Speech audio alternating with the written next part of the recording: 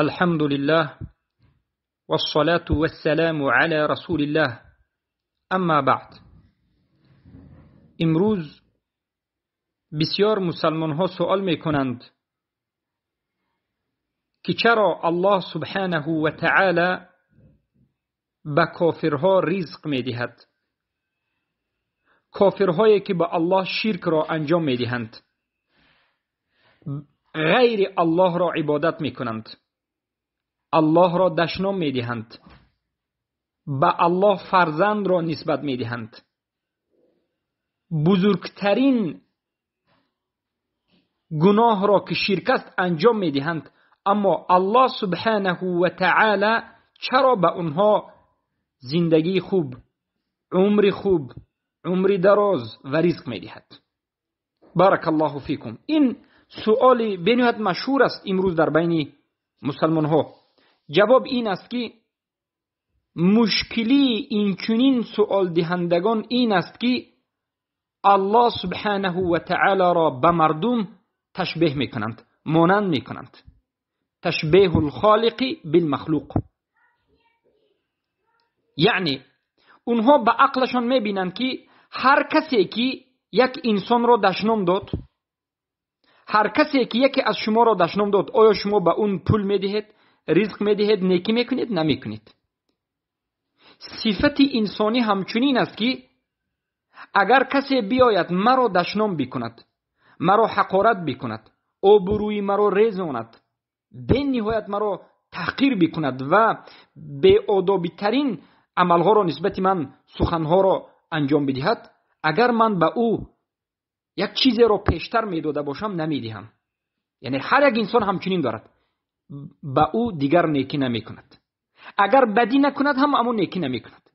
پیش از این اگر پول می داده باشد دیگر پول نمی دهد، میگد که مرا احترام نکرد. پیش از این اگر یگون نیکی می کرده باشد دیگر نمی کند، میگد مرا دشنام داد.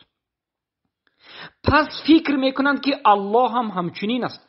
الله هم گویا مثل انسان است، والعیاذ بالله، که هر کسی او را عبادت کرد چیز می دهد، هر کسی که او را عبادت نکرد، به او شرک را انجام داد، دشنام کرد، الله را، دین را، رسول الله را به او نباید چیز بدهد. والعیاذ بالله، یعنی گویا که الله را مثل انسان فکر کرد، مثل خصلت الله را مثل خصلت بنده فکر کرد، که البته این نادرست است. از همین جهت جواب عقلی همین است که من و شما انسان ها همچنین هستیم که اگر یک انسان بزرگ سنی سالش به بلاغت رسیده، یک انسانی که بزرگ سال است بیاید و مرا، یکی از شما را دشنام بدهد، چیکار میکنید؟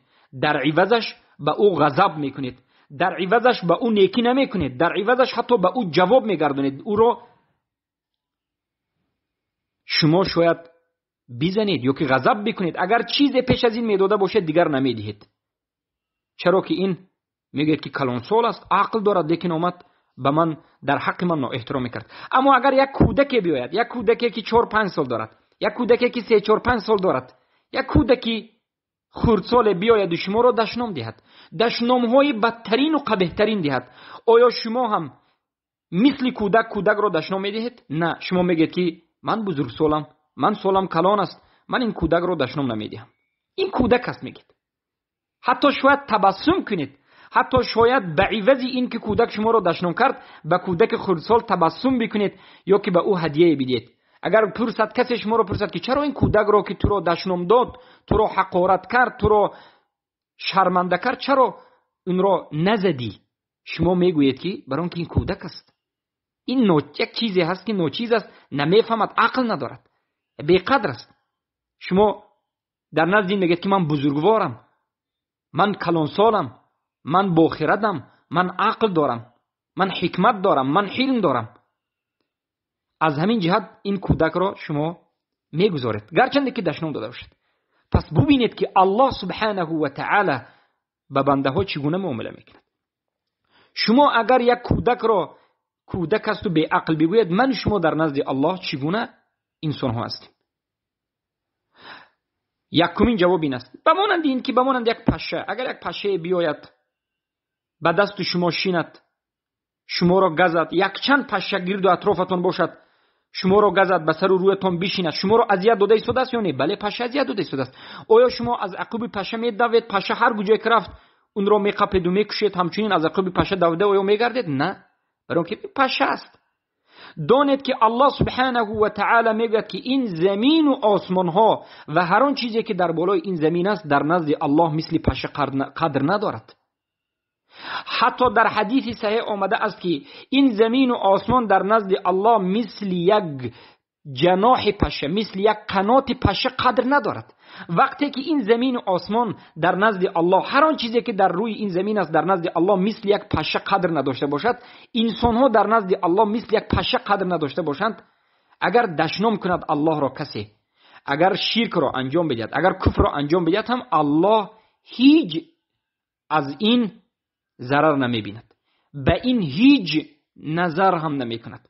البته که به نامه اعمالش نوشته می شود، اما به خاطر این به او مثلا مرگ رو نصیب نمی کند، رزق روزیش رو نمی گیرد. از همین جهت می بینید که این کفاری که در نزد الله مثل یک پشه قدر ندارند، مثل قنات پشه قدر ندارند، الله را دشنام می دهند. بزرگترین دشنام به الله شرک آوردن است و بزرگترین شرک به الله فرزند را نسبت دادن است. یهودها میگوید که عزیر پسر الله است، خریسیان ها، این اهل کتاب میگوید که عیسی پسر الله است. اینها مشرکند و کفارند. هر کسی که یهود و نصارا مشرکین را مشرک و کافر نگوید خودش مشرک است. اینها وقتی که به همین ایمان خریسیانشان میمرند، اسلام را قبول نمیکنند، اینها جهنمیند، خالدا مخلدا فی النارند. اما در این دنیا الله اونها را به همین خاطر قنبغل یا به همین خاطر اذیت، به همین خاطر عمرشان را کوتاه نمیکرد. بلکه هر عملی بدی که انسان میکند به نفس خودش است. الله مثل انسان ها نیست. الله را به انسان ها تشبیه نکنید. الله از ضرر رسانیدن کسی ضرر نمیبیند.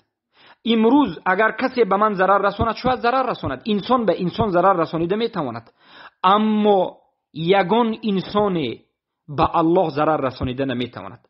به یگان سخن به الله ضرر رسانیدن ناممکن است. یگان سخن ما الله را ضرر نمیرساند، یگان عمل ما الله را ضرر نمیرساند، اما غضب الله را میآورد.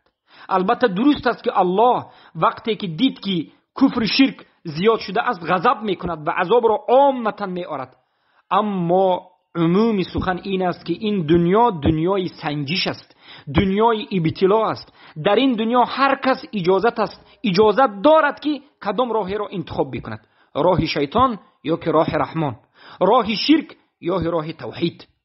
اما بعد از این که مرگش آمد و وفات کرد، البته که وقتی به کفر شرک زندگی کرد ابدالابد در جهنم میمیرد، ابدالابد در جهنم باقی میماند. اما وقتی که توحید را قبول کرد، یکتا پرست شد، شرک را ترک کرد، اهل شرک را ترک کرد، مشرکین را ترک کرد، براءت خود را اعلان کرد، کفر به طاغوت را تحقیق کرد، البته که وعده الله این است که مقام این چنین انسان بالا خواهد شد، بریزاگی الله گرفتار خواهد شد و به جنت الفردوس داخل خواهد شد و جمال الله را خواهد دید.